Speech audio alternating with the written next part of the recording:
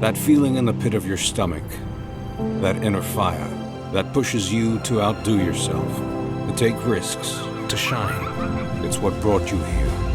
Lead on.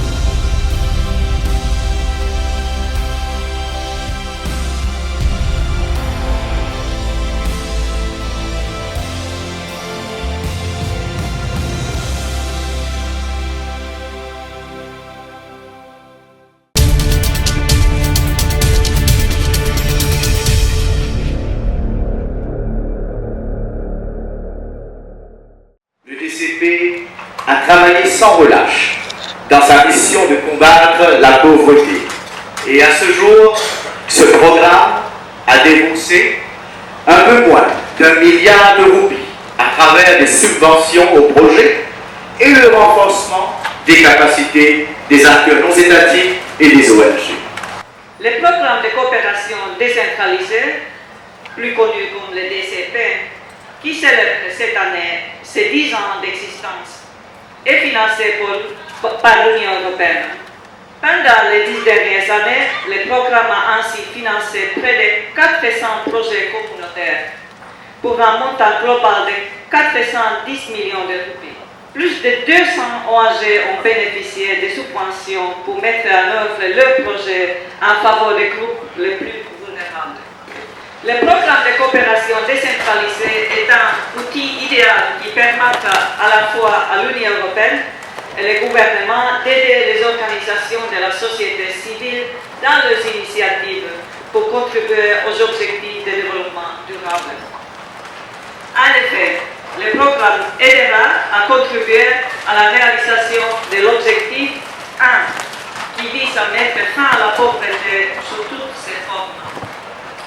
Mesdames et messieurs, la vision stratégique de mon ministère est de professionnaliser le secteur social à Maurice. Cela nécessite un renforcement des capacités au sein des ONG. Dans ce contexte précis, je dois saluer l'apport du DCP dans les démarches de mon ministère à travers le NGO Common Training Strategy Committee. Grâce à cette collaboration avec le DCP, plus de 100 ONG ont reçu la formation sur l'entrepreneuriat social cette année. J'ai le plaisir d'annoncer que mon ministère a franchi un nouveau palier de partenariat avec le DCP et le Programme des Nations Unies pour le développement. Et ensemble, nous travaillerons sur 3 actions durant l'année 2016-2017. Premièrement, l'introduction simultanée d'un National Certificate in Social Work Practice Level 2 et le Recognition of Prior Learning in Social Work visant quelques 150 travailleurs sociaux. Deuxièmement, une étude pour la mise sur pied d'un Council of Social Work à Maurice. Troisièmement, l'introduction d'un NGO Capacity Building Scheme sous forme d'un appui financier aux NGO pour l'implémentation des formations adaptées. Nous avons la volonté politique d'éliminer la grande pauvreté. Et même si la grande pauvreté représente seulement 1% de la population. Vous savez, quelque temps de cela, on a eu la visite du professeur Romulo de Souza, qui nous a prévenu que éliminer ce 1% est beaucoup plus difficile que de faire réduire la pauvreté.